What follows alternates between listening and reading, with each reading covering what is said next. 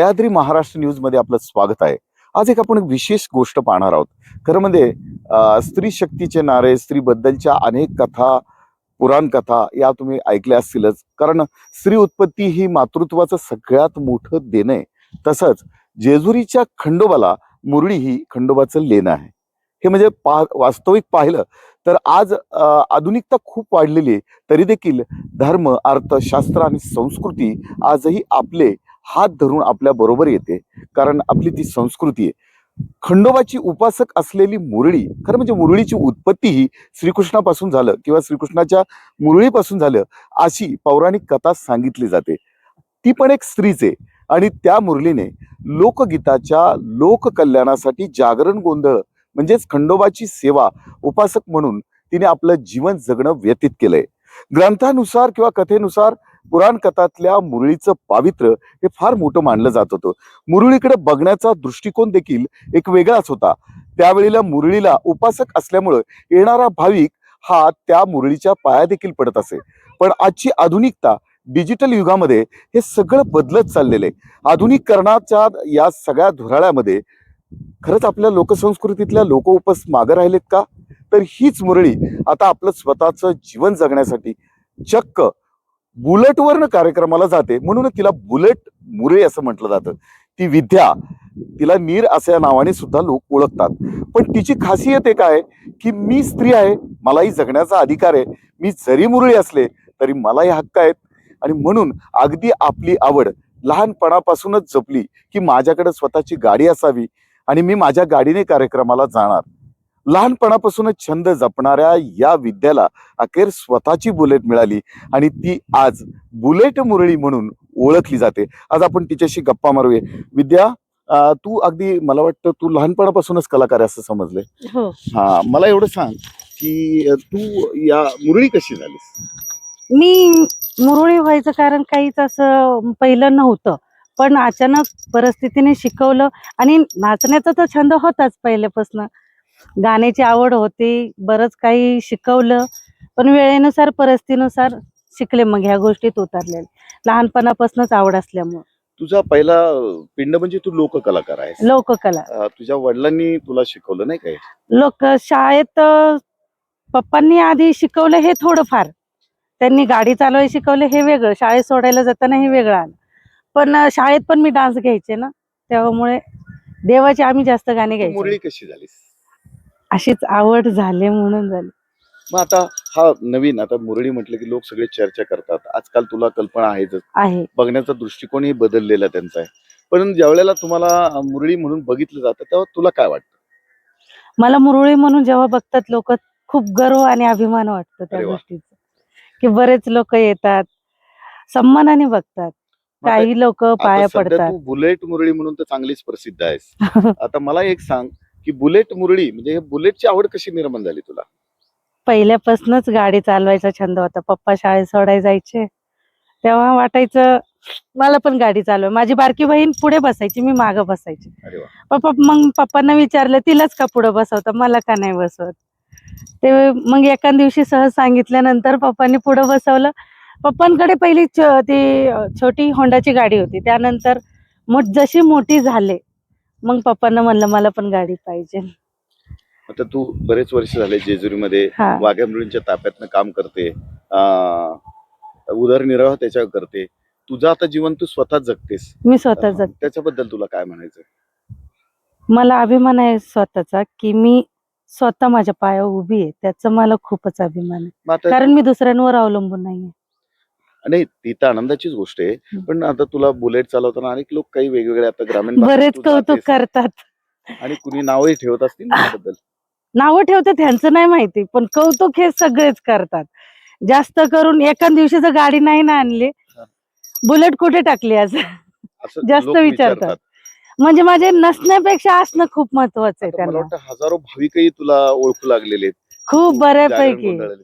काही भाविकांमध्ये काही घटना अशा आहेत की तुला काय वाटलं, ते भाविक काय बोलले, असं काही तुला आठवतंय का त्या गोष्टी? कौतुक करतात ह्यातच लय मोठे, दुसरं काही सांगता येणार नाही मला.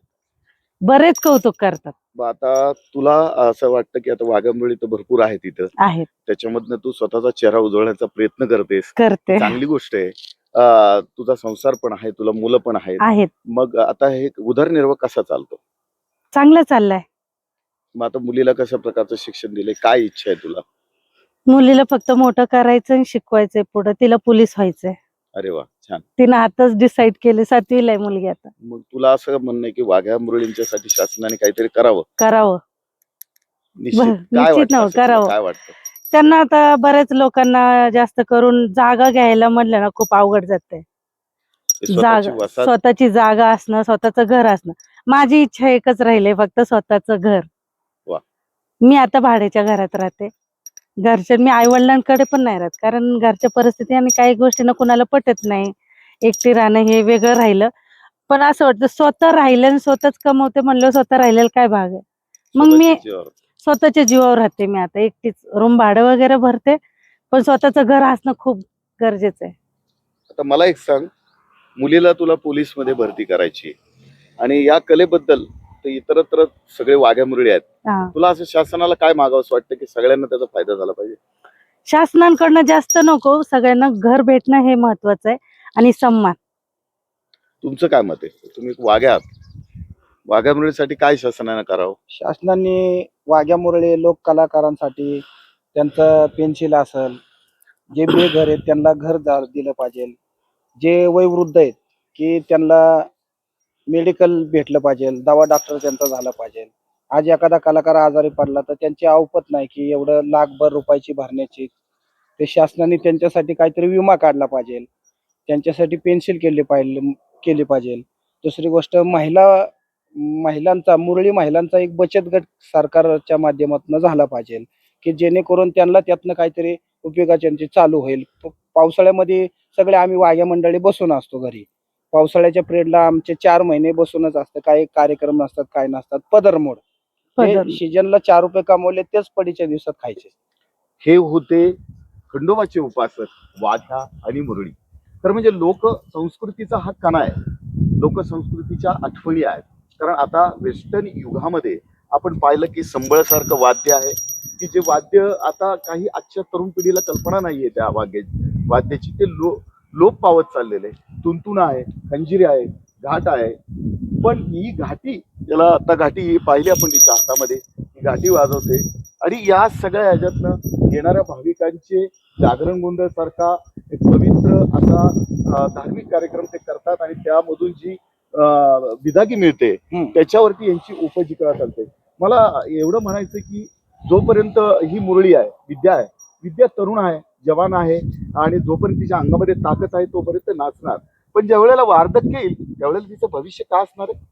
आणि म्हणूनच शासनाला त्यांची संपूर्ण वाघ्या मुरळींची इथं खूप ताप्या आहेत, अनेक मुरळ्या आहेत, 100हून अधिक मुरळ्या जेजुरीमध्ये वावरतात. खरं मला असं वाटतं की शासनानं आपल्या माध्यमातून मुरळी पुनर्वसन केंद्र उभं करावं, जेणेकरून ज्या अनाथ आहेत, कारण त्या थकल्यानंतर त्यांना कुणीही विचारत नाहीये त्यांच्या औषध पाण्याचा आधार काय आणि मग त्यांचं भविष्य काय. याच्यासाठी शासनानं एक उत्तम असा उपाय करून एक मुरळी पुनर्वसन केंद्र उभं करावं, वाघ्या मुरळींना न्याय देणारं केंद्र उभं करावं.